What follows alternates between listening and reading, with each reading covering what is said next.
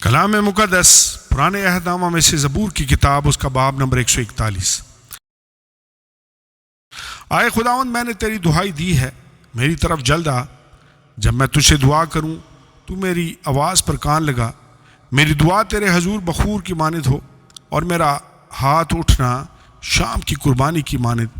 آئے خداوند، میرے منہ پر پہرا بٹھا، میرے لبوں کے دروازہ کی نگہبانی کر۔ میرے دل کو کسی بری بات کی طرف مائل نہ ہونے دے کہ بدکاروں کے ساتھ مل کر شرارت کے کاموں میں مصروف ہو جائے، اور مجھے ان کے نفیس کھانے سے باز رکھ۔ صادق مجھے مارے تو مہربانی ہوگی، وہ مجھے تنبیہ کرے تو گویا سر پر روغن ہوگا۔ میرا سر اس سے انکار نہ کرے، کیونکہ ان کی شرارت میں بھی میں دعا کرتا رہوں گا۔ ان کے حاکم چٹان کے کناروں پر سے گرا دیے گئے ہیں، اور وہ میری باتیں سنیں گے، کیونکہ یہ شیرین ہیں۔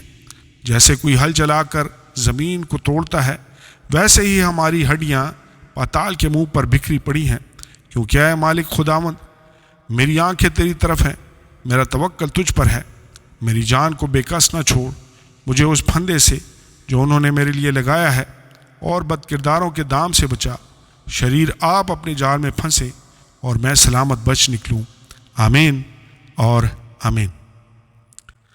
کلام مقدس پرانے عہد نامہ میں سے زبور کی کتاب، اس کا باب نمبر 142۔ مدد کے لیے مناجات۔ میں اپنی آواز بلند کر کے خداوند سے فریاد کرتا ہوں، میں اپنی ہی آواز سے خداوند سے منت کرتا ہوں۔ میں اس کے حضور فریاد کرتا ہوں، میں اپنا دکھ اس کے حضور بیان کرتا ہوں۔ جب مجھ میں میری جان نڈھال تھی، تو میری راہ سے واقف تھا۔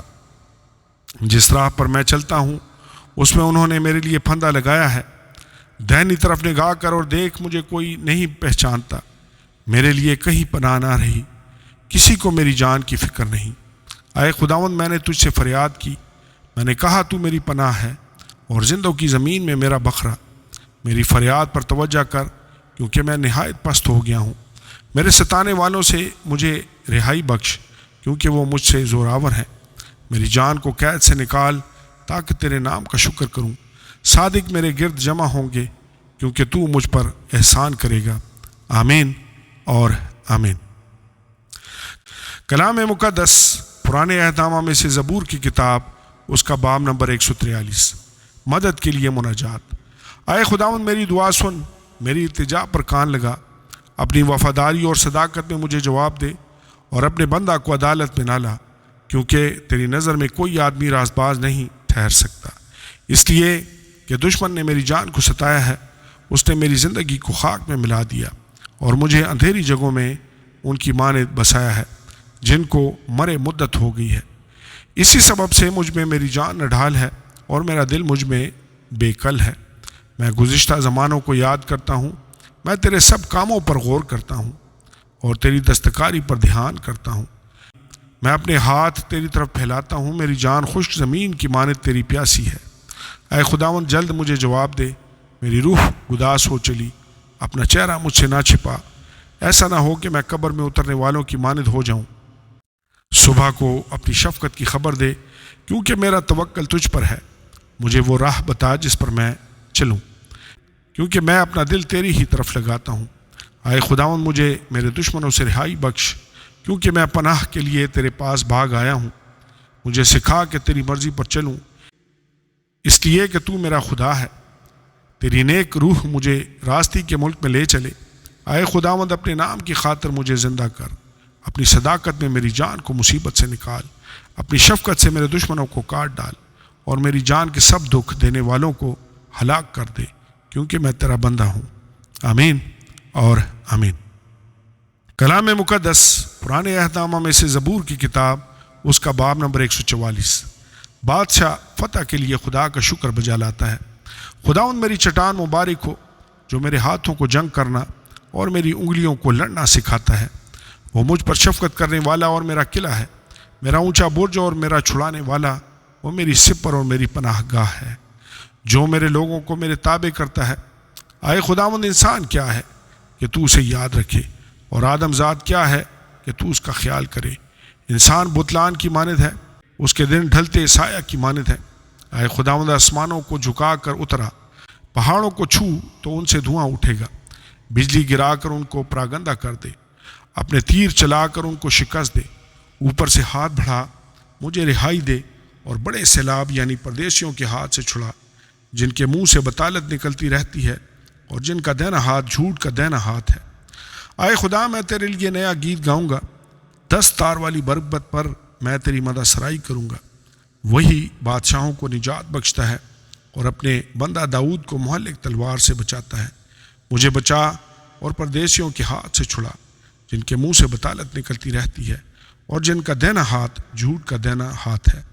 جب ہمارے بیٹے جوانی میں قداور پودوں کی مانند ہوں اور ہماری بیٹیاں محل کے کونے کے لیے تراشے ہوئے پتھروں کی مانند ہوں، جب ہمارے کھتے بھرے ہوں جن سے ہر قسم کی جنس مل سکے اور ہماری بھیڑ بکریاں ہمارے کوچوں میں ہزاروں اور لاکھوں بچے دیں، جب ہمارے بیل خوب لدے ہوں، جب نہ رخنا ہو نہ خروج اور نہ ہمارے کوچوں میں واویلا ہو۔ مبارک ہے وہ قوم جس کا یہ حال ہے، مبارک ہے وہ قوم جس کا خداوند ہے۔ آمین اور آمین۔ کلام مقدس پرانے عہد نامہ میں سے زبور کی کتاب، اس کا باب نمبر 145، حمد و ستائش کا گیت۔ آئے میرے خدا، آئے میرے بادشاہ، میں تیری تمجید کروں گا اور عبدالآباد تیرے نام کو مبارک کہوں گا۔ میں ہر روز تجھے مبارک کہوں گا اور عبدالآباد تیرے نام کی ستائش کروں گا۔ خداوند بزرگ اور بے حد ستائش کے لائق ہے، اس کی بزرگی ادراک سے باہر ہے۔ ایک پشت دوسری پشت سے تیرے کاموں کی تعریف اور تیری قدرت کے کاموں کا بیان کرے گی۔ میں تیری عظمت کو جلالی شان پر اور تیرے عجائب پر غور کروں گا، اور لوگ تیری قدرت کے ہولناک کاموں کا ذکر کریں گے، اور میں تیری بزرگی بیان کروں گا۔ وہ تیرے بڑے احسان کی یادگار کا بیان کریں گے اور تیری صداقت کا گیت گائیں گے۔ خداوند رحیم اور کریم ہے، وہ قہر کرنے میں دھیما اور شفقت میں غنی ہے۔ خداوند سب پر مہربان ہے اور اس کی رحمت اس کی ساری مخلوق پر ہے۔ آئے خداوند، تیری ساری مخلوق تیرا شکر کرے گی اور تیرے مقدس تجھے مبارک کہیں گے۔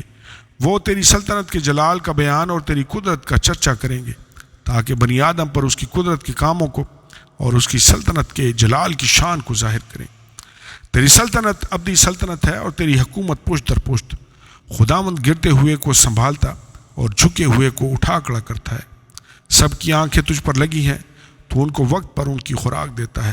تو اپنی مٹھی کھولتا ہے اور ہر جاندار کی خواہش پوری کرتا ہے۔ خداوند اپنی سب راہوں میں صادق اور اپنے سب کاموں میں رحیم ہے۔